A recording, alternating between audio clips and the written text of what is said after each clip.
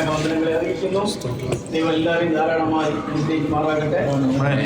നമ്മുടെ ദൈവം വലിയവനാണ്. ആരാധിപ്പാൻ സങ്കീർത്തനത്തിലൂടെ നല്ല ആലോചനകൾ കേൾക്കുവാൻ സഹായിച്ചതിനാൽ സ്തോത്രം ചെയ്യുന്നു. ദൈവം എല്ലാവരും അനുഗ്രഹിക്കട്ടെ. നിങ്ങൾക്ക് ആവശ്യമുള്ള ദൂത് ദൈവം തരും. അങ്ങനെയുള്ള ആഹാരം ഞങ്ങൾക്ക് നിങ്ങൾ വേദപുസ്തകം വായിക്കുമ്പോൾ ദൈവം നിങ്ങളോട് സംസാരിക്കും. ഏതെങ്കിലും വഴിയിൽ കർത്താവ് സംസാരിക്കും. നമ്മൾ മറ്റുള്ളവരെ ആശ്രയിച്ച് പോകരുത്. കാലം നോക്കിയാൽ ഉപദേഷ്ടാക്കന്മാരാകേണ്ട നിങ്ങൾ നമ്മൾ തന്നെ ഒരു വിടുതലിന് വേണ്ടി ദൈവസന്നിധി ചോദിക്കണം. ഞാൻ എന്റെ ജീവിതത്തിൽ അങ്ങനെയാണ് അനുഭവിക്കുന്നത്. അപ്പോൾ തന്നെ നമ്മുടെ പക്കൽ എന്തെങ്കിലും കുറവുകൾ ഉണ്ടെങ്കിൽ ദൈവസന്നിധി അതിൽ കേൾപ്പിച്ചു. നമ്മളെല്ലാം തികഞ്ഞവരല്ല. ഞാൻ ഇങ്ങനെയൊക്കെ പറയുമ്പോൾ പല ആൾക്കാരും പറയും ഇപ്പൊ വലിയ വിശുദ്ധൻ വന്നിരിക്കുന്നത്. വിശുദ്ധൻ തന്നെ അതിനകത്ത് യാതൊരു കുറച്ചുകൂടെ വിശുദ്ധൻ എന്ത് ചെയ്യണം? തന്നെ വീണ്ടും വീണ്ടും നമ്മളെല്ലാവരും വിശുദ്ധന്മാരാണ്. അതിനകത്ത് യാതൊരു മാറ്റവും. പിന്നെ എന്ത് ചെയ്യണത്? വിശുദ്ധീകരിച്ചുകൊണ്ടേ വീണ്ടും വീണ്ടും അതിൽ നമ്മൾ അതുകൊണ്ട് വളരെ ശ്രദ്ധയോടുകൂടി നമ്മൾ ആയിരിക്കണം. ഞാൻ അല്പസമയം ചിന്തയിൽ ഞാൻ എപ്പോഴും സമയം കൃത്യമായിട്ട് പാലിക്കുന്ന ഒരു പഞ്ച്വാലിറ്റി ഉള്ള ഒരു ആളാണ് ഞാൻ. നമുക്കൊരു വചനം വായിച്ച് യെശയ്യാപ്രവാചകന്റെ പുസ്തകം 41 അധ്യായം, യെശയ്യാവ് 41 13 മുതൽ 16 വരെയുള്ള വാക്യങ്ങളൊന്ന് വായിച്ചേ. നിന്റെ ദൈവമായ യഹോവ എന്ന ഞാൻ നിന്റെ വലം കൈ പിടിച്ച് നിന്നോട് ഭയപ്പെടേണ്ട, ഞാൻ നിന്നെ സഹായിക്കുമെന്ന് പറഞ്ഞു. ഗുരുവായ യാക്കോബേ, ഇസ്രായേൽ പരീക്ഷയെ ഭയപ്പെടേണ്ട, ഞാൻ നിന്നെ സഹായിക്കുമെന്ന് യഹോവ അരുളി ചെയ്യുന്നു. നിന്റെ വീണ്ടെടുപ്പാൻ ഇസ്രായേലിന്റെ പരിശുദ്ധൻ തന്നെ. ഇതാ ഞാൻ നിന്നെ പുതിയതും മൂർച്ചയുള്ളതും പല്ലേറിയതുമായ മെതിവണ്ടിയാക്കി തീർക്കുന്നു. ഈ പർവ്വതങ്ങളെ മെതിച്ചു പൊടിക്കുകയും കുന്നുകളെ പതിറാക്കുകയും ചെയ്യും. നീ അവയെ പാറ്റും, കാറ്റവയെ പറപ്പിച്ചു കൊണ്ടുപോകും, ചുഴലിക്കാറ്റവയെ ചിതറിച്ചു കളയും. നീ യഹോവയിൽ ഘോഷിച്ചുല്ലസിച്ച് ഇസ്രായേലിന്റെ പരിശുദ്ധനിൽ പുകഴും.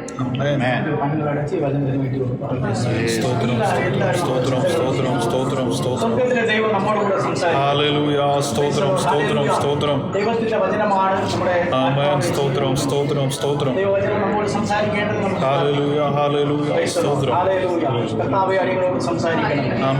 മാനുഷികമായ ശബ്ദം കേൾക്കാൻ ഞങ്ങൾ ആഗ്രഹിക്കുന്നില്ല. സ്വർഗീയ ശബ്ദം കേൾക്കാൻ ആഗ്രഹിക്കുന്നു. അടികളോട് ആവശ്യമായ അടിയനെ ക്രൂശിൽ മറിച്ച് അവിടുന്ന് വെളിപ്പെടണമേ. അടിയന്റെ മക്കൾ ഒന്നുമില്ല കർത്താവേ, അവിടുന്ന് തന്നിട്ടല്ലാതെ ഒന്നുമില്ല കർത്താവേ. സ്വർഗത്തിലെ ദൈവം അടിയങ്ങളോട് സംസാരിക്കണമേ. ഈ വചനത്തിലൂടെ സംസാരിക്കണമേ. ഹൃദയങ്ങളെല്ലാം ബലപ്പെടുത്തണം. ഹൃദയങ്ങളെ പണിയണമേ. രോഗികളെ സൗഖ്യമാക്കണമേ. വലിയൊരു വിടുതൽ ഉണ്ടാകുവാൻ സഹായിക്കണമേ. പ്രാർത്ഥന കേട്ടുമല്ലോ. യേശുവിന്റെ നാമത്തിൽ തന്നെ.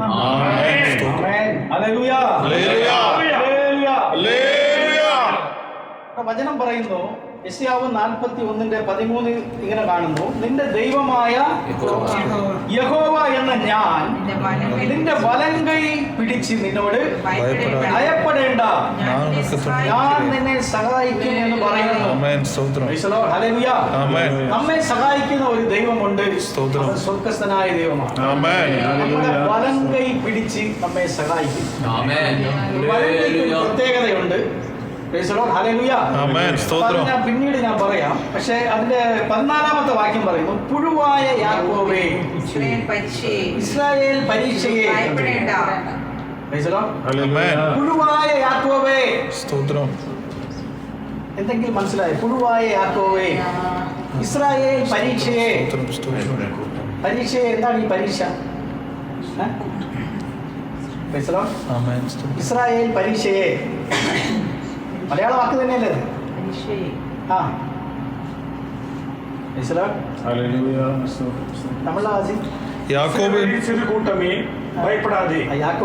யாக்கோபு என்னும் பூச்சியே, இஸ்ரவேலின் சிறு கூட்டமே,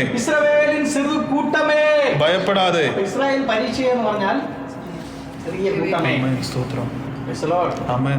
അത് എനിക്ക് തോന്നുന്നത് അത് ട്രാൻസ്ലേഷൻ മിസ്റ്റേക്ക് ആണെന്ന് തോന്നുന്നു. കാരണം അങ്ങനെ ഒരു വാക്ക് മലയാളത്തിലില്ല. ഞാൻ പരീക്ഷയ്ക്ക് നോക്കിയാണ്. ദാവീദ് ഒരിക്കൽ പറയുന്നുണ്ട്, ഞാൻ ആ പരീക്ഷയെ പിന്തുടരണമോ എന്ന് പറയുന്നില്ലേ. അപ്പൊ ചെറിയ കൂട്ടം, വാക്ക് കിട്ടിയില്ല, അപ്പൊ അതുകൊണ്ട് അങ്ങനെ എഴുതി. ചെറിയ കൂട്ടം അല്ലെങ്കിൽ ആ കൂട്ടം, ഇസ്രായേലിന്റെ ചെറിയ കൂട്ടമേ ഭയപ്പെടേണ്ട, ഞാൻ നിന്നെ സഹായിക്കും. ഈ പുഴുവിനെ കുറിച്ച് ഞാൻ ഇങ്ങനെ ചിന്തിക്കുവാനിടയായി. അപ്പൊ റോട്ടിൽ ഒരു പുഴു ഇങ്ങനെ ഇഴഞ്ഞു പോകുന്നു. ഒരു പുഴു ഇഴഞ്ഞു പോകുമ്പോ ചിലർ എന്ത് ചെയ്യും, അത് കണ്ടിട്ട് കാണാതെ പോകും. ചിലർ എന്ത് ചെയ്യും, ചിലർ എന്ത് ചെയ്യും, ചെറിയൊരു വടി കൊണ്ട് എന്ത് ചെയ്യും, അത് അത്രയ്ക്ക് വേണം ആദ്യം തന്നെ, കുറച്ചുകൂടെ കഴിയട്ടെ. വടി കൊണ്ട് എന്ത് ചെയ്യും, തോണ്ടി സൈഡിൽ കൊണ്ട് വിടും. ചിലര് മൂന്നാമത്തെ ഒരു ഗ്രൂപ്പ് ഉണ്ട്, അത് വന്ന് എന്ത് ചെയ്യും, ഒരു ചവിട്ട് കൊടുക്കും. ചവിട്ട് കൊടുക്കും. നാലാമത്തെ സിസ്റ്റർ പറഞ്ഞ പോലെ വടി എടുത്ത് എന്ത് ചെയ്യും, അടിച്ച് കളിക്കും. ചിലർക്ക് സമയം പോയില്ലെങ്കിൽ ഈ റോട്ടിൽ കിടക്കുന്ന ഈ പട്ടിയൊക്കെ എന്ത് ചെയ്യും, ചുമ്മാ കല്ലുകൊണ്ട് എറി. അല്ലെങ്കിൽ ഇന്നാളെ തന്നെ കണ്ടിട്ട് ഈ പട്ടിയുടെ രണ്ട് വാല പിടിച്ചിട്ട് ഇങ്ങനെ ചുമ്മാ ഒന്ന് കറക്കുക. അവന് സമയം പോകുന്നു. പണ്ട് ഒരുത്തനെ ഒരു പട്ടിയെ കൊണ്ടുവന്ന് വലിയ ബിൽഡിങ്ങിന്റെ മേളിൽ നിന്ന് താഴെ ഇട്ടിട്ട് അത് വീഡിയോ എടുത്തുവിട്ടു. താഴോട്ട് ആ പട്ടിയെ വിട്ടു. അങ്ങനെ ചെയ്യാൻ പാടില്ല. അപ്പൊ നമ്മള് ഇത് ഇങ്ങനത്തെ അവസ്ഥയാണ്, പുഴുവിന്റെ അവസ്ഥയാണ്. ചിലരെന്താ അതിനെ തല്ലിക്കൊല്ലി, പുഴുവൊക്കെ അങ്ങനെ പെട്ടെന്ന് ചാകുന്ന സാധനമാണ്. നമ്മുടെ നാട്ടിലൊക്കെ ഈ ചൂണ്ടയ്ക്കൊക്കെ ഉപയോഗിക്കുന്നത് കണ്ടിട്ടില്ലേ? ഞാനൊക്കെ ചെറുപ്പത്തിൽ ഒരുപാട് ചൂണ്ടയിട്ട്, ഒരുപാട് എര എന്ന് പറയും, വര എന്നൊക്കെ പറയും. അത് നമ്മൾ എത്ര കണ്ടിച്ചൊക്കെ ഇട്ടെന്ന് പറഞ്ഞാൽ അതിന് ഇങ്ങനെ ഇറങ്ങിക്കൊണ്ട് കിടക്കും. അതൊക്കെ ചൂണ്ടയിടാനൊക്കെ പോയിട്ട് അങ്ങനെ ചെയ്തിട്ടുണ്ട്. അപ്പോൾ നമ്മൾ ചിന്തിക്കുന്നത്, ഇതിനകത്ത് വചനം നമ്മൾ ചിന്തിക്കുന്നത് എന്താണെന്ന് പറഞ്ഞാൽ, സ്വന്തമായി അല്ലെങ്കിൽ സ്വയമായി ഒന്നും ചെയ്യാൻ കഴിയാത്ത ഒരു സാധനമാണ് ഈ പുഴു. അപ്പൊ ദൈവാത്മാവ് ഇങ്ങനെ പറയുന്നു, യാക്കോബേ, നിനക്ക് സ്വയമായി ഒന്നും ചെയ്യാൻ കഴിയില്ല. നീ സ്വയമായി ഒന്നും ചെയ്യാൻ കഴിയാത്തവനാണ്. നിന്നെ കൊണ്ട് ഒന്നും ചെയ്യാൻ കഴിയത്തില്ല. എന്നാൽ നിന്റെ ദൈവമായ യഹോവ എന്ന ഞാൻ നിന്നെ സഹായിക്കും. ഞാൻ നിന്നെ സഹായിക്കും. നിന്റെ വീണ്ടെടുപ്പുകാരൻ ഞാനാണ്. ഞാൻ നിന്നെ സഹായിക്കും. ഏത് അവസ്ഥയിലും നിന്നെ സഹായിക്കുന്ന ഒരു ദൈവം നമ്മെ സഹായിക്കും. ആ ദൈവം നമ്മുടെ ദൈവം. ചെറിയ കൂട്ടമാണ്, വലിയ കൂട്ടമൊന്നുമില്ല. വലിയ കൂട്ടമൊന്നും പ്രതീക്ഷിച്ച് നോക്കണ്ട. ഞാൻ എപ്പോഴും പറയുന്ന ഒരു വചനമാണ്, എനിക്ക് ഇഷ്ടമുള്ള ഒരു വചനമാണ്. ചെറിയ ആട്ടിൻകൂട്ടമേ ഭയപ്പെടരുത്, പിതാവ് നിങ്ങൾക്ക് രാജ്യം നൽകുവാൻ പ്രസാദിച്ചിരിക്കുന്നു. നമ്മൾ ചെറിയ സമൂഹമാണ്, ചെറിയ കൂട്ടമാണ്. നമ്മൾക്കൊന്നും ചെയ്യുവാൻ കഴിയില്ല. ഒരു രാജ്യം മുഴുവൻ നമുക്കെതിരായിട്ട് ഇറങ്ങി വരും. നിങ്ങൾ ഇപ്പൊ തന്നെ നോക്കിക്കേ, ഇസ്രായേലിനെതിരായിട്ട് എന്തുമാത്രം പ്രശ്നങ്ങൾ നടക്കുന്നു. ദൈവത്തിന്റെ വാഗ്ദത്തം കണ്ടോ, ഒരിക്കലും അത് മാറാത്തതാണ്. അവർ നല്ലതാ ചെയ്യുന്നതെന്നൊന്നും ഞാൻ പറയത്തില്ല, പക്ഷെ ദൈവത്തിന്റെ വാഗ്ദത്തം അവർക്കുണ്ട്. വാഗ്ദത്ത സന്തതികളാണ്. അപ്പൊ നമുക്ക് സ്വയമായി യാതൊന്നും ചെയ്യാൻ കഴിയത്തില്ല. എന്നാൽ നമ്മെ സഹായിക്കുന്ന ഒരു ദൈവം നമുക്കുണ്ട്. ആ ദൈവം ആരാണ്? ആ ദൈവം ആരാണെന്ന് നമ്മൾ ചിന്തിക്കണം. യഹോവ. പലപ്പോഴും നമുക്ക് തന്നെ പല സാഹചര്യങ്ങൾ വരുമ്പോൾ വിശ്വാസം നഷ്ടപ്പെട്ടു പോകുന്ന ഒരവസ്ഥ നമുക്കുണ്ടാകുന്നു. വിശ്വാസം നഷ്ടപ്പെട്ടു പോകുന്ന അവസ്ഥ നമ്മുടെ ജീവിതത്തിൽ ഉണ്ടാകുന്നു. അതുകൊണ്ട് നമ്മുടെ ദൈവം ആരാണ് ആദ്യം നമ്മൾ അറിയണം. യഹോവ ആരാണ്? നമ്മുടെ രക്ഷകൻ ആരാണ്? നമ്മുടെ വീണ്ടെടുപ്പുകാരൻ ആരാണ്? യെശയ്യാപ്രവാചകൻ 40-ാം അധ്യായത്തിൽ തന്നെ യെശയ്യാവ് 40:25 മുതൽ ഒന്ന് വായിച്ചേ. യെശയ്യാവ് 40. നിങ്ങൾ എന്നെ ആരോട് സദൃശ്യമാക്കും? എന്നെ ആരോട് സദൃശ്യമാക്കും? ഞാൻ ആരോട് തുല്യനാകും എന്ന് പരിശുദ്ധനായവൻ അരുളി ചെയ്യുന്നു. നിങ്ങൾ കണ്ണ് മേലോട്ട് ഉയർത്തി നോക്കുവീൻ. ഇവയെ സൃഷ്ടിച്ചതാ. അവൻ അവയുടെ സൈന്യത്തെ സംഖ്യാക്രമത്തിൽ പുറപ്പെടുവിക്കും. കണ്ടുപിടിക്കുകയും ആ. അവയെല്ലാം പേർ ചൊല്ലി പേർ ചൊല്ലി വിളിക്കുകയും ചെയ്യുന്നു. അവന്റെ വീര്യമഹാത്മ്യ നിമിത്തവും ആ.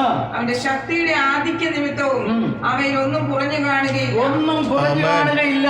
എന്നാൽ എന്റെ വഴി യഹോവയ്ക്ക് മറഞ്ഞിരിക്കുന്നു. ആ. എന്റെ ന്യായം എന്റെ ദൈവം കാണാതെ കടന്നു പോയിരിക്കുന്നു എന്ന് യാക്കോബേ നീ പറയുകയും ഇസ്രായേലേ നീ സംസാരിക്കുകയും ചെയ്യുന്നത് നിനക്ക് അറിഞ്ഞുകൂടെയോ? നീ കേട്ടിട്ടില്ലയോ? യഹോവ നിത്യദൈവം, ഭൂമിയുടെ അറുതികളെ സൃഷ്ടിച്ചവൻ തന്നെ. അവൻ ക്ഷീണിക്കുന്നില്ല, അവൻ തളർന്നു പോകുന്നില്ല. അവന്റെ ബുദ്ധി അപ്രമേയമത്രേ. അവൻ ക്ഷീണിച്ചിരിക്കുന്നവന് ശക്തി നൽകുന്നു, ബലമില്ലാത്തവൻ അവൻ ബലം വർദ്ധിപ്പിക്കുന്നു. നീ ക്ഷീണിച്ചിരിക്കുമ്പോൾ ക്ഷീണം മാറ്റുന്ന ഒരു ദൈവം, ബലമില്ലാത്തവൻ ബലം നൽകുന്ന ഒരു ദൈവം, അവൻ ബലം നൽകി നിന്നെ സഹായിക്കുന്ന ദൈവമാണ്. പ്രപഞ്ചം മുഴുവൻ സൃഷ്ടിച്ച ദൈവമാണ്. നമ്മുടെ ദൈവത്തിൻ്റെതായ പ്രത്യേകത. വെളിപ്പാട് പുസ്തകം വായിക്കുമ്പോൾ വെളിപ്പാട് പുസ്തകം വെളിപ്പാടല്ല 43 യെശയ്യാവ് 43 ഒന്ന് വായിച്ചേ. യെശയ്യാവ് 43 ഒന്ന് വായിച്ചേ. ഇപ്പോഴോ യാക്കോബേ നിന്നെ സൃഷ്ടിച്ചവനും ഇസ്രായേലിൽ നിന്നെ നിർമ്മിച്ചവനുമായ യഹോവ ഇപ്രകാരം അരുളി ചെയ്യുന്നു, ഭയപ്പെടേണ്ട, ഞാൻ നിന്നെ വീണ്ടെടുത്തിരിക്കുന്നു. നിന്റെ വീണ്ടെടുപ്പുകാരൻ നിന്നെ സൃഷ്ടിച്ചവനാണ്. നിന്നെയും എന്നെയും സൃഷ്ടിച്ചവനാണ്. അതിന്റെ താഴോട്ടുള്ള വാക്യങ്ങൾ നമുക്ക് മനപ്പാടമാണ്, നമുക്കറിയാം. നീ വെള്ളത്തിൽ കൂടി കടന്നാലും ഞാൻ നിന്നോട് കൂടെ ഇരിക്കും. നീ നദികളിൽ കൂടി കടക്കുമ്പോൾ അവൻ നിന്റെ മീതെ കവിയുകയില്ല. നീ തീയിൽ കൂടി നടന്നാൽ വെന്തുപോയില്ല. അഗ്നിജ്വാല നിന്നെ ദഹിപ്പിക്കുകയില്ല. കാരണം എന്താണ്? നിന്റെ സൃഷ്ടിതാവ് ഞാനാണ്, നിന്നെ നിർമ്മിച്ചവൻ ഞാനാണ്. നമ്മളെ സൃഷ്ടിച്ചത് എങ്ങനെയാണ് ദൈവം സൃഷ്ടിച്ചിരിക്കുന്നത്? ദൈവം നമ്മളെ സൃഷ്ടിച്ചിരിക്കുന്നത് എല്ലാം ഈ പ്രപഞ്ചത്തിൽ നമ്മൾ രാവിലെ കേട്ടതുപോലെ സകലതും ദൈവം സൃഷ്ടിച്ച ശേഷമാണ് മനുഷ്യനെ സൃഷ്ടിച്ചത്. അതിനു മുമ്പ് എല്ലാം ദൈവം തന്നെ എന്ത് ചെയ്തു? വചനത്താൽ സൃഷ്ടിച്ചു. ഉണ്ടാകട്ടെ എന്ന് പറയുമ്പോൾ സകലതും ഉണ്ടായി. കോടാനുകൂടി നക്ഷത്രങ്ങൾ, സൂര്യ ചന്ദ്ര നക്ഷത്രങ്ങൾ, ഈ കാണുന്ന ആകാശ വിധാനങ്ങൾ. ഉൽപ്പത്തി പുസ്തകം 3-ാം അധ്യായം എന്താണ് പറയുന്നത്? ആദിയിൽ ദൈവം. യഥാർത്ഥ ട്രാൻസ്ലേഷൻ നോക്കുമ്പോൾ അത് പറയുന്നത് സ്വർഗങ്ങളും ഹെവൻസ് ആൻഡ് എർത്ത് എന്നാണ് പറയുന്നത്. ഹെവൻസ് ആൻഡ് എർത്ത്, സ്വർഗങ്ങളും എന്ന് പറയുന്നു. സ്വർഗം തന്നെ 7 സ്വർഗം ഉണ്ടെന്നെങ്ങാണ്ടാണ് എന്താണ് വേദപണ്ഡിതാക്കൾ പറയുന്നത്. എന്റെ അറിവിൽ നിങ്ങളുടെ അറിവിൽ എത്ര സ്വർഗമുണ്ട് പറഞ്ഞു? നിങ്ങളുടെ അറിവിൽ എത്ര സ്വർഗമുണ്ട്? സഹോദരന്മാരുടെ അറിവിൽ, സഹോദരിമാരുടെ അറിവിൽ ഒറ്റ സ്വർഗം. ജസ്റ്റിനെന്താ അഭിപ്രായം? ഒന്നുമില്ലേ? അമ്മച്ചിക്ക് എന്താ അഭിപ്രായം? അമ്മച്ചി എത്ര സ്വർഗമുണ്ട് മോനെ? നീ കഴിഞ്ഞ ആഴ്ച ഇംഗ്ലീഷ് ഞാൻ മറന്നു കേട്ടോ.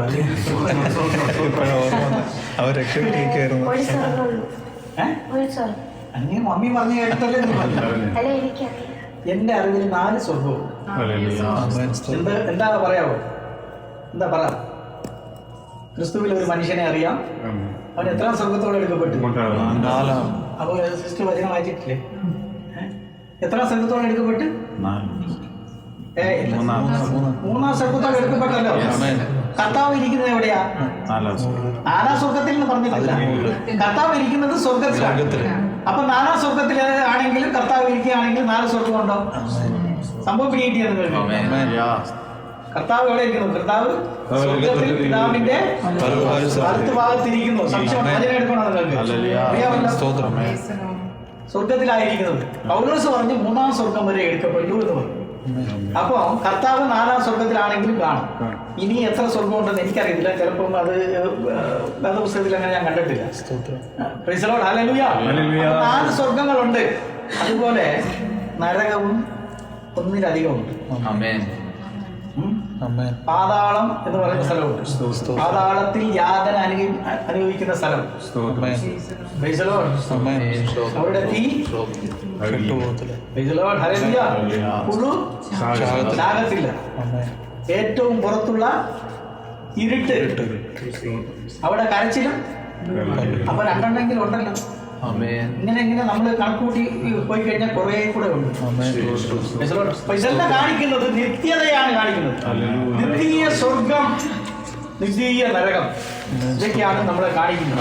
ഞാൻ അങ്ങോട്ട് പോകുന്നില്ല. എടുത്തു കഴിഞ്ഞാല് അപ്പൊ ഇന്ന് പോയി പറ്റുണ്ടാകത്തില്ല. Praise Lord. ഹല്ലേലൂയ. അപ്പൊ ഞാൻ പറഞ്ഞു വന്നത്, നമ്മെ സൃഷ്ടിച്ചവനായ ദൈവം, ആദിയിൽ ദൈവം സ്വർഗങ്ങളെയും ഭൂമിയെയും സൃഷ്ടിച്ചു, സകലത്തെയും സൃഷ്ടിച്ചു.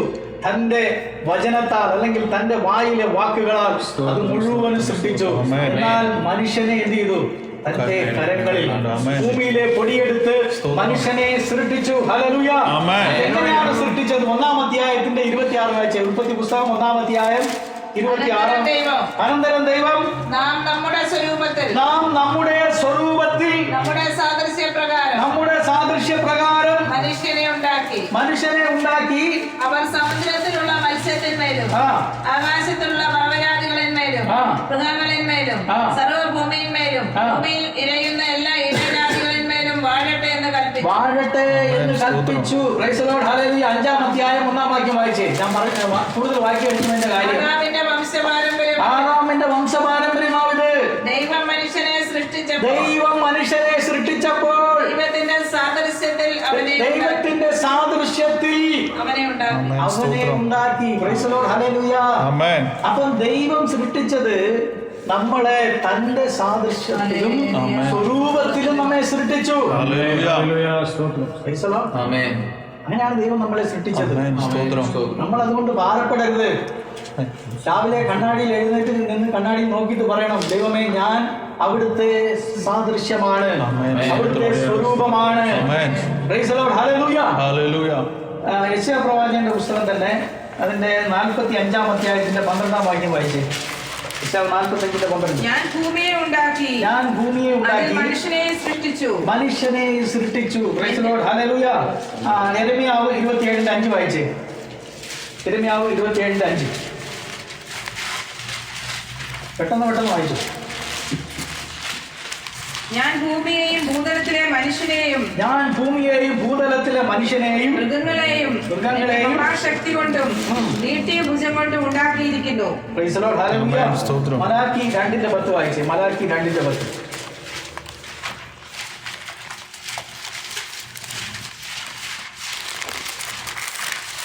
മലാക്കി 2:10. മലാക്കി. നമുക്കെല്ലാവർക്കും ഒരു പിതാവല്ലോ ഉള്ളത്. ഒരു ദൈവം തന്നെയല്ലോ നമ്മെ സൃഷ്ടിച്ചത് നമ്മുടെ പിതാക്കന്മാരുടെ നിയമത്തെ അശുദ്ധമാക്കേണ്ടതിനും. ഞാൻ ഉദ്ദേശിച്ചത്, നമ്മെ സൃഷ്ടിച്ചവൻ നമ്മുടെ ദൈവം, യഹോവയായ ദൈവമാണ് നമ്മെ സൃഷ്ടിച്ചത്. ഈ ചിന്ത നമ്മുടെ ഉള്ളിൽ എപ്പോഴും വേണം. നമ്മെ സഹായിക്കുന്ന ഒരു ദൈവമുണ്ട്. അവൻ ആരാണ്? നമ്മെ സൃഷ്ടിച്ചവൻ, നമ്മെ ഉരുവാക്കിയവൻ. മറ്റുള്ളവരെ കാട്ടി പ്രത്യേകത നമുക്കുണ്ട്. ഞാൻ ഈ വേദപുസ്തകം മുഴുവനും ഏകദേശം 10-ാം തവണയാണ് ഞാൻ വായിച്ചുകൊണ്ടിരിക്കുന്നത്. പലപ്പോഴും ഞാൻ ചിന്തിച്ചിട്ടുണ്ട്, ദൈവം തിരഞ്ഞെടുത്ത ജനം ഇസ്രായേൽ ആണല്ലോ. നിങ്ങളൊന്ന് ആലോചിച്ച് നോക്കി, ഉൽപ്പത്തി മുതൽ പുറപ്പാട് വരെ ഇവരെ ദൈവം ശാസിക്കാത്ത എന്തുമാത്രം ശാസിച്ചിട്ടുണ്ട്. ഇങ്ങനെ ഓരോ പ്രവാചകന്മാരുടെ പുസ്തകം വായിക്കുമ്പോൾ എല്ലാ സ്ഥലത്തും, ഇന്നലെ എനിക്ക് ഒരു പ്രവാചകന്റെ പുസ്തകം വായിച്ചിട്ട് എനിക്ക് വളരെ അത്ഭുതം തോന്നിയിട്ടുണ്ട്. അത് ആമോസ് പ്രവാചകന്റെ പുസ്തകമാണെന്ന് തോന്നുന്നു. ആമോസ് ആണെന്ന് തോന്നുന്നു. ഇന്നലെ ഞാനത് വായിച്ചുകൊണ്ടിരുന്നു. അത് വായിച്ചപ്പോൾ തന്നെ എനിക്ക് വല്ലാതെ ഒരു ബുദ്ധിമുട്ട് തോന്നിയത്, ഞാനിത് വചനം ഞാൻ മറന്നു. 7-ാം അധ്യായത്തിൻ്റെ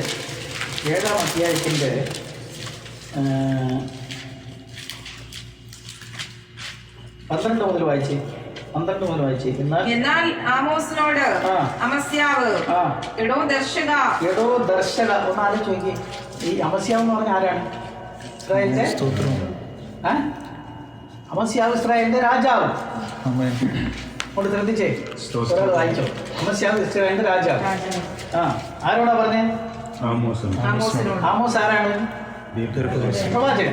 ആമോസ് പ്രവാചകൻ. എന്താ പറയുന്നത്? യഹൂദ ദേശത്തിലേക്ക് ഓടിപ്പോയിക്കൊള്ളുക. ഒന്നുകൂടി വായിച്ചോ, 12 മുതൽ ഒന്നുകൂടി വായിച്ചോ. എന്നാൽ ആമോസിനോട് അമസ്യാവ്, എടോ ദർശക, യഹൂദ ദേശത്തിലേക്ക് ഓടിപ്പോയിക്കൊള്ളുക, അവിടെ പ്രവചിച്ച് അഹോവൃത്തി കഴിച്ചുകൊള്ളുക. ബേഥേലിലോ, ഇതിന്റെ പേരെന്താണ്? ഭീഷണി. രാജാവ് ഭീഷണി. ഇപ്പൊ നമ്മളെയൊക്കെ ഭീഷണിപ്പെടുത്തുവാണ് എന്ത് ചെയ്യും? നമ്മളെയൊക്കെ ഭീഷണിപ്പെടുത്താൻ എന്ത് ചെയ്യും? ആ സമയം തന്നെ ഭീഷണിപ്പെടുത്തേണ്ട കാര്യമില്ല. ചെറിയ സൂചന കിട്ടിയാൽ തന്നെ ഓടിപ്പോകും. അങ്ങനത്തെ പാർട്ടികളാണ് നമ്മൾ. എന്നാൽ ഇവിടെ നോക്കിയോ, അത് വെച്ച് 13 വായിച്ചു. ബേഥേലിലോ ഇനി പ്രവചിക്കരുത്, അത് രാജാവിന്റെ വിശുദ്ധ മന്ദിരവും രാജധാനിയുമല്ലോ എന്ന് പറഞ്ഞു. അതിന് അമസ്യാവോട്, ഞാൻ പ്രവാചകനല്ല, പ്രവാചക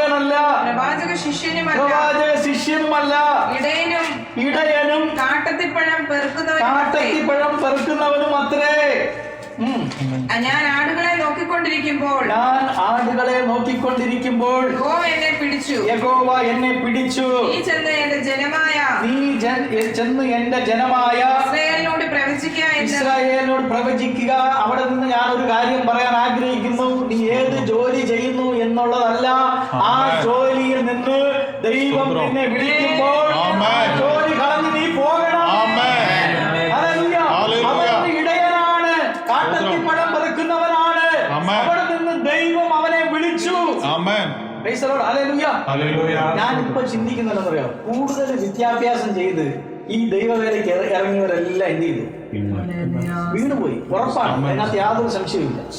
എന്നാൽ പഴയകാല ദൈവദാസന്മാരെ ഒന്ന് ആലോചിച്ച് നോക്കിയേ, ഒരു വിദ്യാഭ്യാസവും ഇല്ല. നമ്മളൊരു പാട്ട് പാടിയില്ല. എന്ത് പാട്ടാ? ഒരു തമിഴ് പാട്ട് പാടിയില്ല. എന്ത്? തുതിപ്പതേ എൻ തകതിയല്ലോ. ആ പാട്ട് 300 പാട്ട് ദേവദാസൻ എഴുതിയിട്ടുണ്ട്. പാസ്റ്റർ രാജേന്ദ്രൻ എന്ന് പറയുന്ന ദേവദാസന. ഇന്നത്തെ പാട്ടൊക്കെ എന്താണ്? ആദ്യത്തെ എന്തോ ചരണം, രണ്ടാമത്തെ പല്ലവി. പല്ലവി എത്രയാണ്? 2 എണ്ണം കാണും. 2, 1 or 2 കാണത്തുള്ളൂ. അതിനകത്ത് കണ്ടില്ലേ എത്ര പല്ലവി? പഴയ പാട്ടൊക്കെ എടുത്ത് നോക്കിയേ, വലിയ നീളത്തിൽ കാണും. കുറഞ്ഞത് ഒരു 5, 6, 7 ഒക്കെ കാണും. അതാണ് ദൈവകൃപയിൽ പാടുന്ന പാട്ട്. അതുകൊണ്ടാണ് കഴിഞ്ഞ ആഴ്ചയും പാട്ടിനെ കുറിച്ച് പറഞ്ഞത്. ഇന്ന് എന്തെങ്കിലും ഒരു പാട്ട് ഇങ്ങനെ വേണം, അതിനെന്തെങ്കിലും എഴുതി കുറിച്ച് അങ്ങനെ കൂട്ടും. ആ ദൈവദാസനൊക്കെ വിദ്യാഭ്യാസം ചെയ്യാത്ത ദൈവദാസനാണ്. സ്കൂളിലൊക്കെ പോയിട്ടില്ല അദ്ദേഹം, പക്ഷെ അദ്ദേഹത്തിന്റെ പ്രസംഗമൊക്കെ കേൾക്കണം. അതുപോലെ എത്ര ദൈവദാസന്മാർ പഴയ കാലം നമ്മൾ ആശാനുപദേശം തന്നെ കണ്ടിട്ടില്ലേ? എന്തുമാത്രം ദൈവകൃപയാണ്. ഞാൻ ലാസ്റ്റായിട്ട് അദ്ദേഹത്തിന്റെ പ്രസംഗം കേൾക്കുമ്പോൾ 25,000 പേരെ സ്ഥാനപ്പെടുത്തിയിട്ടുണ്ട് അദ്ദേഹം. അത് കഴിഞ്ഞ് എത്ര പേരെ പെടുത്തിയിട്ടുണ്ടെന്ന് എനിക്ക് അറിയത്തില്ല. എനിക്ക് അറിയുന്നവർ 25,000 പേര് അദ്ദേഹം സ്ഥാനപ്പെടുത്തിയിട്ടുണ്ട്. ഹല്ലേലൂയ. ഒരുപാട് കാര്യങ്ങൾ ഇതൊക്കെ പറഞ്ഞതാണ് അദ്ദേഹത്തിന്റെ അടുത്ത്. അദ്ദേഹം ഒന്നും ഏറ്റെടുത്തില്ല. സുവിശേഷകന്റെ വേല മാത്രമേ. മറ്റ് ഏത് മേഖലയിൽ പോയാലും അത് പരാജയമായി തീരും. ഇവിടെ ദൈവവിളി കേട്ടപ്പോൾ അവൻ ദൈവവേലയ്ക്ക് വേണ്ടി ഇറങ്ങി.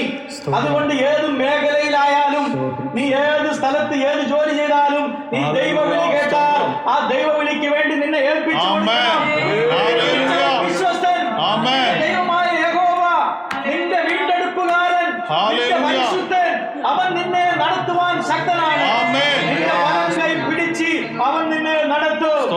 നിന്റെ ജോലി മേഖലയിൽ നടത്തും, നിന്റെ ശുശ്രൂഷയിൽ നടത്തും, നിന്റെ കുടുംബ ജീവിതത്തിൽ നിന്നെ നടത്തും. നിന്റെ സകല കാര്യങ്ങളും അവൻ നടത്തുവാൻ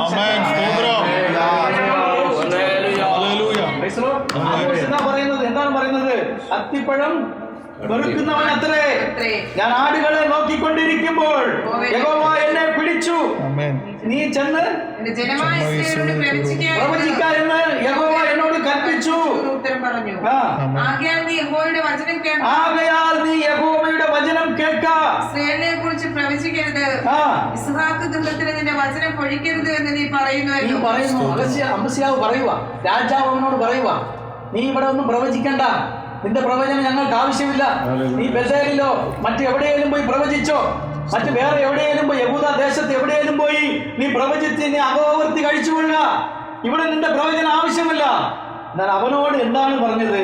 അവനോട് എന്താണ് അവൻ പറഞ്ഞത്? 17-ാമത്തെ വാക്യം വായിച്ചേ. അതുകൊണ്ട് യഹോവ ഇപ്രകാരം ചെയ്യുന്നു, നിന്റെ ഭാര്യ നഗരത്തിൽ വേശ്യയാകും, നിന്റെ പുത്രന്മാരും പുത്രിമാരും വാൾ കൊണ്ട് വീഴും, നിന്റെ ദേശം അളവുനൂൽ കൊണ്ട് വിഭാഗിക്കപ്പെടും. നീയോ ഒരു അശുദ്ധ ദേശത്ത് വെച്ച് മരിക്കും. ഇസ്രായേൽ സ്വദേശം വിട്ട് പ്രവാസത്തിലേക്ക് പോകേണ്ടി വരും. ഇതാണ് പ്രവാചകൻ. ദൈവാത്മാവ് പറഞ്ഞു. ഇതുപോലെ ആരെങ്കിലും രാജാവിന്റെ മുമ്പിൽ പ്രവചിക്കും? രാജാവിന്റെ മുമ്പിൽ പോകട്ടെ. ഒരു സാധാരണ MLA-യുടെ മുമ്പിൽ ആർക്കെങ്കിലും ഇതുപോലെ പ്രവചിക്കാൻ പറ്റുമോ? ഇതാണ് ദൈവം അയച്ച പ്രവാചകൻ. ദൈവം അയച്ച പ്രവാചകൻ അവൻ ജീവൻ പോകേണ്ടി വന്നാലും ദൈവാത്മാവ് പറഞ്ഞത് അവൻ പറഞ്ഞു.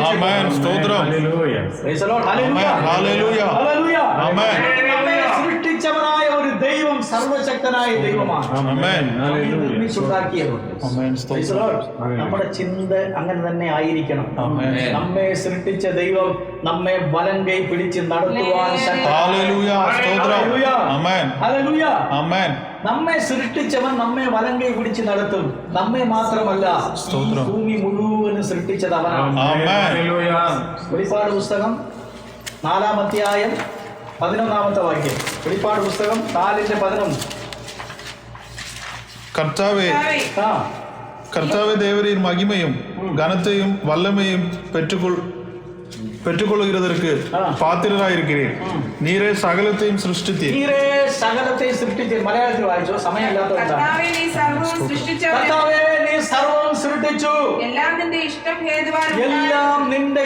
ഹേതുവായി ഉണ്ടായി. സർവ്വം സൃഷ്ടിച്ചത് ആരാണ്? സ്വർഗ്ഗസ്ഥനായ ദൈവമാണ്.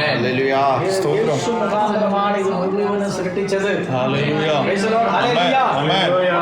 നമ്മെ സൃഷ്ടിച്ചതും ഈ പ്രപഞ്ചം മുഴുവനും സൃഷ്ടിച്ചത് ദൈവമാണ്.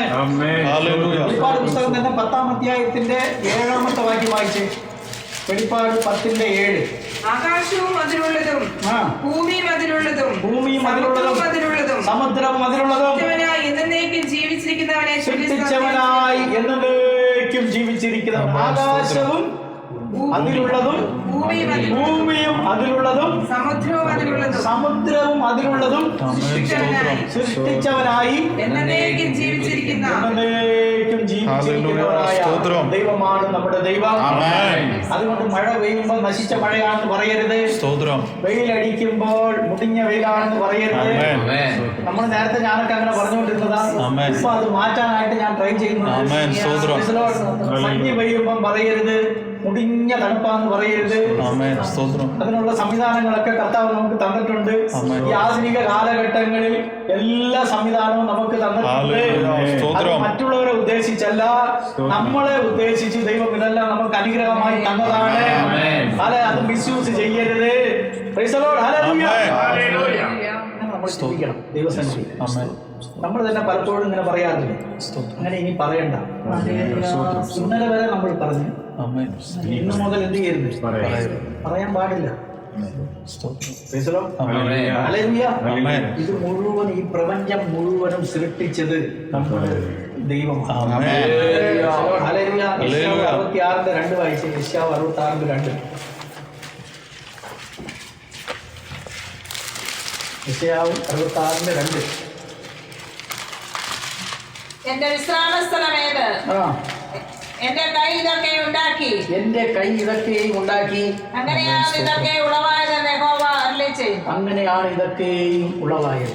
ഞാൻ പറഞ്ഞു വന്നതിന്റെ താല്പര്യം, നമ്മെ സൃഷ്ടിച്ചതും നമ്മുടെ ദൈവമാണ്. ഈ പ്രപഞ്ചം മുഴുവനും സൃഷ്ടിച്ചത് ദൈവമാണ്. അതുകൊണ്ട് അവന് കഴിയാത്ത കാര്യമൊന്നുമില്ല. നീ ഭയപ്പെടേണ്ട. പിടിച്ച് നടത്തുവാൻ അവൻ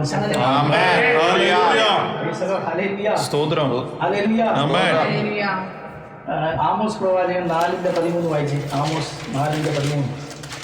നമ്മൾ എടുക്കാത്ത വാക്യങ്ങളാണ് ഞാൻ എടുത്തുകൊണ്ട് വരുന്നത്. കാരണം തപ്പിപ്പിടിക്കാനായിട്ട് ഇച്ചിരി പാടുപെടും. പർവ്വതങ്ങളെ നിർമ്മിക്കുകയും കാറ്റിനെ സൃഷ്ടിക്കുകയും മനുഷ്യനോട് അവന്റെ നിരൂപണം ഇന്നതെന്ന് അറിയിക്കുകയും പ്രഭാതത്തെ അന്ധകാരമാക്കുകയും ഭൂമിയുടെ ഉന്നതങ്ങളിൽ നടകൊള്ളുകയും ചെയ്യുന്ന ഒരുത്തനുണ്ട്. സൈന്യങ്ങളുടെ ദൈവമായ യഹോവ എന്നതാണ് അവന്റെ നാമം. നിർമ്മിച്ചത് ആ ദൈവം പറയുന്നത്, നിന്റെ ദൈവമായ യഹോവ എന്ന ഞാൻ നിന്റെ വലം കൈ പിടിച്ച് ഭയപ്പെടേണ്ട, ഞാൻ നിന്നെ സഹായിക്കും. സ്വന്തമായി ഒന്നും ചെയ്യാൻ കഴിവില്ലാത്തവനെ, ചെറിയ കൂട്ടമേ, ഭയപ്പെടേണ്ട എന്ന് യഹോവ അരുളി ചെയ്യുന്നു. ഞാൻ നിന്നെ സഹായിക്കും. നിന്റെ വീണ്ടെടുപ്പുകാരൻ ഞാനാണ്.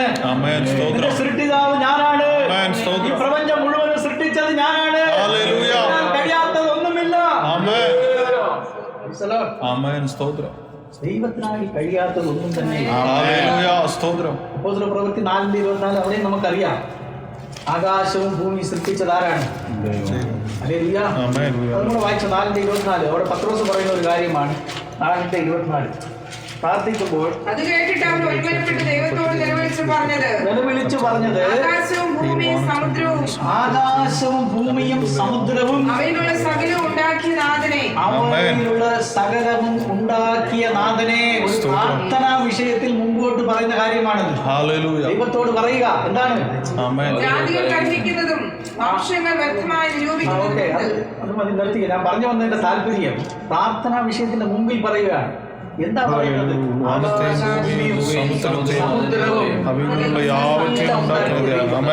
ഉണ്ടാക്കിയ ദൈവം. നമ്മൾ പ്രാർത്ഥിക്കുമ്പോൾ ഇതൊക്കെ തന്നെ പറയണം. വിഷയങ്ങൾ വരുമ്പോൾ, നമുക്ക് ഉറവുകൾ വരുമ്പോൾ, നമുക്ക് പ്രശ്നങ്ങൾ വരുമ്പോൾ, രോഗങ്ങൾ വരുമ്പോൾ, എല്ലാം നിർമ്മിച്ച ദൈവത്തിന് എന്റെ വിഷയം ഒരു വലിയതല്ല. നമ്മളൊന്ന് ചിന്തിച്ചു നോക്കണം.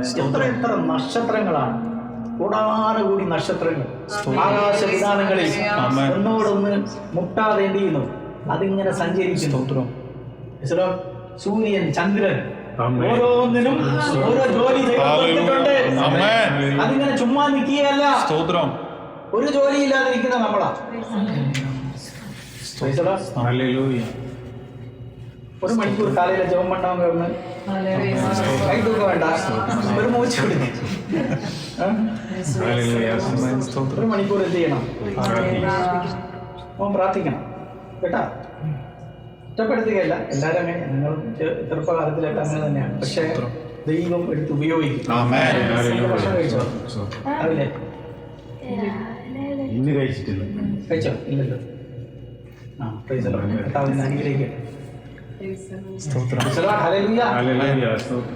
ദൈവം ഈ കുഞ്ഞുങ്ങളെ, ഞാൻ എപ്പോഴും നേരത്തെ പറഞ്ഞതുപോലെ, ഈ കുഞ്ഞുങ്ങളെ, വരും തലമുറകളെ തന്റെ നാമത്തിന് വേണ്ടി രൂപാന്തരപ്പെടുത്തി എടുക്കണം. ഈ പിള്ളേർക്കെല്ലാം സാക്ഷ്യം പറയാനും സങ്കീർത്തനം പറയാനും ഒരു പാട്ട് പാടുവാനും ഒക്കെ അവസരങ്ങൾ കൊടുക്കുന്നത്. വരും നാളുകളിൽ കർത്താവ് അവരെ വേണം ഉപയോഗിക്കാനായി. ഞാൻ പറഞ്ഞതുപോലെ പ്രായം ചെന്നവരൊക്കെ എന്ത് ചെയ്യണം? സ്വപ്നങ്ങളൊക്കെ കണ്ട് എവിടെയെങ്കിലും മൂലയിൽ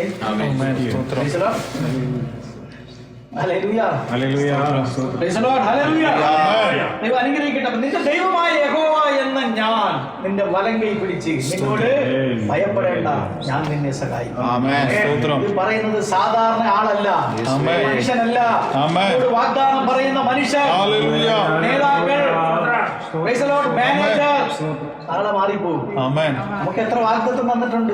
എനിക്ക് സാലറി കൂട്ടി തരാന്ന് പറയും, സ്ഥലത്തില്ല. പിന്നീട് അവൻ പറയും, ഞാൻ അങ്ങനെ പറഞ്ഞിട്ടില്ലെന്ന് പറയും. അങ്ങനെ പറഞ്ഞിട്ടില്ലേ? പറഞ്ഞിട്ടുണ്ട്. മനുഷ്യന്റെ വാക്ക് മാറിപ്പോകും. മനുഷ്യൻ വാക്കിൽ വിശ്വസ്തനല്ല, അവൻ വാക്ക് മാറിപ്പോകും. എന്നാൽ വാക്ക് മാറാത്ത ദൈവമാണ്. അവനാണ് ഇന്നൊരു വാഗ്ദത്തം ചെയ്യുന്നത്. ദൈവമായ യഹോവ എന്ന ഞാൻ നിന്റെ വലം കൈ നിന്നോട് ഭയപ്പെടേണ്ട, ഞാൻ നിന്നെ സഹായിക്കും.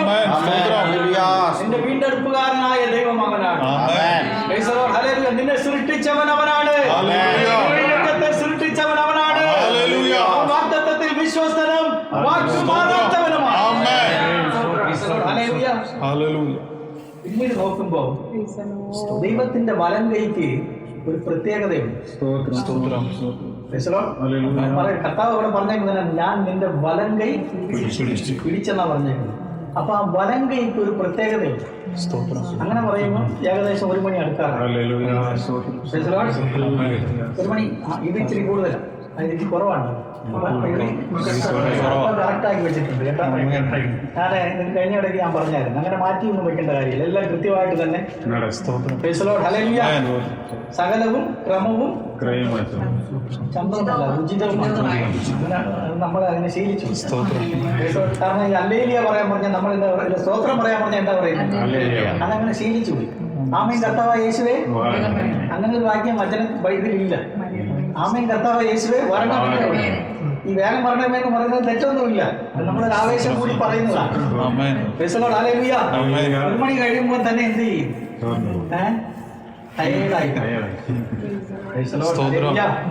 അതുകൊണ്ട് ഒരു കാര്യം ഞാൻ ഒന്ന് ചെറുതായിട്ട് സൂചിപ്പിക്കാം. ദൈവത്തിന്റെ വലങ്കയ്ക്ക് ചില പ്രത്യേകതകളുണ്ട്. ഞാനതിൽ കുറെ കാര്യങ്ങൾ എഴുതി വെച്ചിട്ടുണ്ട്. അതൊക്കെ പ്രസംഗിക്കണമെങ്കിൽ ഒരുപാട് സമയങ്ങൾ വേണം. കർത്താവ് നമുക്ക് നല്ല സമയം അനുഭവിച്ചു തന്നിട്ടുണ്ട്. കർത്താവ് വരാൻ താമസിച്ച വരുന്ന ആളുകളിൽ നമുക്ക് അതിനെക്കുറിച്ച് നമുക്ക് ചിന്തിക്കാം.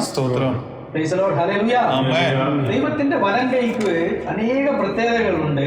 അതിന്റെ ഒരു പ്രത്യേകതകൾ പുറപ്പാട് പുസ്തകം അതിന്റെ 15-ാം അധ്യായം 6-ാം വാക്യവും 12-ാം വാക്യവും വായിച്ച്. പുറപ്പാട് പുസ്തകം. യഹോവേ നിന്റെ വലങ്കൈ ബലത്തിൽ മഹത്വപ്പെട്ടു. യഹോവേ നിന്റെ വലങ്കൈ ബലത്തിൽ മഹത്വപ്പെട്ടു. യഹോവേ നിന്റെ വലങ്കൈ ശത്രുവിനെ തകർത്തു കളഞ്ഞു. ശത്രുവിനെ തകർക്കുന്ന വലങ്കയ്യാണ്. നിനക്കെതിരായി വരുന്ന സകല ശത്രു, ഞാൻ എപ്പോഴും പറയാറുണ്ട്, ശത്രു എന്ന് പറയുന്നത് നമ്മൾ വിചാരിക്കുന്ന മനുഷ്യരോ അല്ലെങ്കിൽ മാനേജറോ MD-യോ സഹോദരങ്ങളോ ഇതൊന്നുമല്ല. എതിരായി വരുന്ന ശത്രു പൈശാചിക പോരുകളാണ്. പൈശാചിക പോരുകളെ തകർക്കുന്ന ദൈവത്തിന്റെ വലങ്കൈ.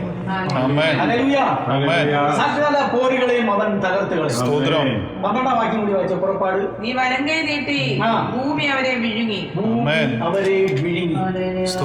ഞാനത് ചിന്തിക്കുമ്പോ ഈ നമ്മുടെ ഇസ്രായേൽ ജനം ചെങ്കടൽ കടന്നു. ഫറവോനെയും സൈന്യത്തെയും ദൈവം എന്ത് ചെയ്തു? ഫറവോനെയും ഇസ്രായേൽ സൈന്യത്തെയും എന്ത് ചെയ്തു? എന്തുകൊണ്ട് അങ്ങനെ ചെയ്തു കർത്താവ്? നമുക്കൊരു ഐഡിയ കാണുമല്ലോ മനസ്സിൽ. പെട്ടെന്ന് ആ ഒരു ചിന്ത മാത്രം പറഞ്ഞാൽ എന്തായാലും പറ. നമ്മുടെ ആൾക്കാർ പ്രസംഗിക്കുമ്പോൾ പലരും പറയും, അതൊന്നും തെറ്റാനും തോന്നുന്നില്ല, നല്ല കാര്യം തന്നെയാണ്. ഫറവോന്റെ സൈന്യത്തെയും നിങ്ങൾ പറഞ്ഞില്ലെങ്കിൽ ഞാനിങ്ങനെ ചോദിച്ചോണ്ട് തന്നെ എപ്പോൾ തീരുന്നു ഞാൻ നോക്കട്ടെ. എന്ത് ചെയ്തു? ചെങ്കടലിൽ മുക്കിക്കളഞ്ഞു. സാമ ഒരു കാര്യം പറഞ്ഞു. എന്താണ് പറഞ്ഞത്? പിന്നെ ഇവിടെ പിന്തുടരാതിരിക്കാൻ. അത് തന്നെയാണ് എൻ്റെ കറക്റ്റ്. അപ്പം ചില വ്യാഖ്യാനങ്ങളുണ്ട്. എന്താണ് വ്യാഖ്യാനങ്ങൾ? ഇസ്രായേൽ ജനങ്ങളുടെ 2 വയസ്സിന് താഴെയുള്ളവർ എന്ത് ചെയ്തു? ഫറവോൻ നദിയിൽ ഇട്ട് കൊണ്ടതുകൊണ്ട് ദൈവം നേരെ ചെങ്കടലിൽ കൊണ്ടുവന്ന് അവരെ ചെങ്കടലിൽ മുക്കിക്കളഞ്ഞു. എന്നാൽ അതിനെക്കാട്ടി നല്ല കാര്യമാണിത്. നിന്നെ ആരാധിക്കുവാൻ തടസ്സപ്പെടുത്തുന്ന പൈശാചിക പോരുകളെ ദൈവം നശിപ്പിച്ച് കളഞ്ഞു. സ്വസ്ഥമായി നിന്നെ ആരാധിക്കുവാൻ തടസ്സപ്പെടുത്തുന്ന പൈശാചിക പോരുകളെ ശാസിച്ച് പ്രാർത്ഥിക്കണം. അതിനെ ഇല്ലാതെയാക്കണം. നശിപ്പിച്ച് കളഞ്ഞാൽ മാത്രമേ ദൈവമായ യഹോവ ഇങ്ങനെ ചിന്തിച്ചു, എന്റെ ജനം അവർ നന്നായി എന്നെ ആരാധിക്കണമെങ്കിൽ, സമാധാനത്തോടെ എന്നെ ആരാധിക്കണമെങ്കിൽ ഈ ഫറവോനും അവന്റെ സേനയും അവന്റെ സൈന്യവും ഇനി ഭൂമിയിൽ കാണാൻ പാടില്ല. എന്റെ ജനം സമാധാനത്തോടെ ആരാധിക്കുവാൻ കഴിയില്ല. അതുകൊണ്ട് അവരെ ചെങ്കടലിൽ താഴ്ത്തി. എന്നെ കേൾക്കുന്ന ദൈവമക്കളെ, നിന്നെ പിന്തുടരുന്ന പൈശാചിക പോരുകൾ, ആരാധനയ്ക്കെതിരായി, പ്രാർത്ഥനയ്ക്കെതിരായി, എന്റെ ബൈബിൾ ധ്യാനത്തിനെതിരായി, എന്റെ ജോലി മേഖലയ്ക്കെതിരായി പോരാടുന്ന എല്ലാ പൈശാചിക പോരുകളെയും ദൈവത്തിന്റെ വലങ്കയുടെ ശക്തി കൊണ്ട് ഇന്ന് അവൻ നശിപ്പിച്ചു. കണ്ണുകളടയ്ക്കാൻ നമുക്ക് പ്രാർത്ഥിക്കാം. നമ്മെ സഹായിക്കുന്നു ദൈവമായ യഹോവ എന്ന ഞാൻ എന്റെ വലങ്കൈ ഭയപ്പെടേണ്ട, ഞാൻ നിന്നെ സഹായിക്കും. പുരുഷനായ യാക്കോബേ, ഇസ്രായേൽ പരിശയെ ഭയപ്പെടേണ്ട, ഹല്ലേലൂയ. ഇസ്രായേൽ ചെറിയ കൂട്ടമേ ഭയപ്പെടേണ്ട, ഞാൻ നിന്നെ സഹായിക്കും. Praise the Lord. സ്തോത്രം സ്തോത്രം ഞാൻ നിന്നെ സ്തോത്രം സഹായിക്കും. സ്തോത്രം സ്തോത്രം. ഹല്ലേലൂയ. നമ്മെ സഹായിക്കുന്ന ഒരു ദൈവമുണ്ട്. ഹല്ലേലൂയ. അവൻ നമ്മുടെ വീണ്ടെടുപ്പുകാരനാണ്. നമ്മെ സൃഷ്ടിച്ചവനാണ്. ഹല്ലേലൂയ. ഈ പ്രപഞ്ചത്തെ സൃഷ്ടിച്ചവനാണ്. ഹല്ലേലൂയ. സ്തോത്രം. ഈ ദൈവം വലിയവനായ ദൈവം. ആമേൻ. അവന്റെ പക്കൽ ഒന്നിനും ഒരു കുറവും. ഹല്ലേലൂയ. സ്തോത്രം. ഹല്ലേലൂയ. സ്തോത്രം. അവന്റെ വലങ്കയുടെ പ്രത്യേകത നമുക്കെതിരായി വരുന്ന ശത്രുവിന്റെ പോരുകൾ, പൈശാചിക പോരുകൾ, അത് ഏത് മേഖലയിലാണെങ്കിലും, ഹല്ലേലൂയ. നമ്മുടെ ആത്മീയ മേഖലയിലാണെങ്കിലും, ആമേൻ. ഭൗതികമായ മേഖലയിലാണെങ്കിലും, ഹല്ലേലൂയ. ആ പോരുകളെ മുഴുവനും ആമേൻ. സ്തോത്രം സ്തോത്രം. ആമേൻ. എല്ലാം ഇല്ല. ഈ ഭൂമിക്ക് ഹല്ലേലൂയ. മേലെ സ്തോത്രം സ്തോത്രം. ഈ സമുദ്രത്തിൽ താഴ്ത്തി കളഞ്ഞതിന്റെ കാര്യം ഭൂമിക്ക് മേളിൽ അവൻ ഇനി കാണാൻ പാടില്ല. ആമേൻ. സ്തോത്രം. നീ നോക്കിയാൽ, നീ മുമ്പോട്ട് നോക്കിയാൽ, നീ പുറകോട്ട് നോക്കിയാൽ, ആമേൻ. ഈ ഫറവോന്റെ സൈന്യം എന്ന ഒരു സൈന്യം, സ്തോത്രം, സ്തോത്രം, ഇസ്രായേലിന്റെ സ്തോത്രം. സൈന്യം ഇനി നിന്നെ പിന്തുടരുകയില്ല. സ്തോത്രം, സ്തോത്രം. ഇസ്രായേലിനെ നീ ഇനി കാണുകയില്ല. ഹല്ലേലൂയ. ഒരു നാളും കാണുകയില്ല. ആമേൻ. നിനക്ക് മുമ്പോട്ട് പോകുവാൻ കഴിയും. സ്തോത്രം, ജോലി സ്തോത്രം. മേഖലയിൽ മുമ്പോട്ട് പോകാൻ കഴിയും. ആമേൻ, ആമേൻ. നിന്റെ ദൈവവേലയിൽ മുമ്പോട്ട് പോകാൻ കഴിയും. ആമേൻ. നിന്റെ വലം കൈ പിടിച്ച് നടത്തുന്ന ഒരു ദൈവമുണ്ട്. സ്തോത്രം. ആമേൻ. അവൻ സർവശക്തനാണ്. ഹല്ലേലൂയ. ഈ ദൈവം നമ്മെ വഴി നടത്തുവാൻ ശക്തനാണ്. സ്തോത്രം.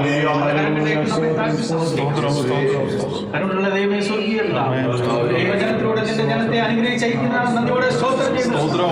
നിന്റെ ജനത്തെ ബലപ്പെടുത്തണമേ. ആത്മീയ ജീവിതത്തിൽ വളർച്ച ഉണ്ടാവാൻ കർത്താവ് സഹായിക്കണമേ. വലം കൈ പിടിച്ച് നടത്തണമേ. എല്ലാ പൈശാചിക പോരുകളെ നീക്കിക്കളയണമേ. എല്ലാ ബന്ധനങ്ങളും അഴിച്ചു കളയണമേ എന്ന് പ്രാർത്ഥിക്കുന്നു. സ്തോത്രം. അവിടുത്തെ കരങ്ങളിലേക്ക് താഴ്ത്തി കടന്നു വന്ന എല്ലാ മക്കളെ അനുഗ്രഹിക്കണം. വരുവാൻ കഴിയാത്തവരെ വരുന്ന ആളുകൾ കർത്താവ് സ്തോത്രം സ്തോത്രം സ്തോത്രം. ഭൂമിയുമാടുമുള്ള എല്ലാ വിശുദ്ധന്മാരെ ഈ അവസരത്തിൽ ഓർക്കുന്നു. ആകാശത്തിലും ഭൂമിയിലും സമുദ്രത്തിലും എല്ലാ ഹല്ലേലൂയ. സ്തോത്രം. ദൈവത്തിന്റെ മക്കളെ കരം പിടിച്ച് നടത്തണം. വേട്ടക്കാരന്റെ കെണിയിലും നാശകരമായ മഹാമാരിയിൽ നിന്നും ഹല്ലേലൂയ. വിടുവിച്ച് നടത്തണം. സ്തോത്രം സ്തോത്രം. അവിടുത്തെ സന്നിധിയിൽ അടിയങ്ങൾ വീണ്ടും ഒരുമിച്ച് കാണുമ്പോൾ ആമേൻ. അവിടുത്തെ തങ്ക ചിറകിൽ മറയ്ക്കണം. ഹല്ലേലൂയ. പ്രാർത്ഥന കേട്ടുവല്ലോ. സ്തോത്രം. യേശുവിന്റെ നാമത്തിൽ തന്നെ. ആമേൻ.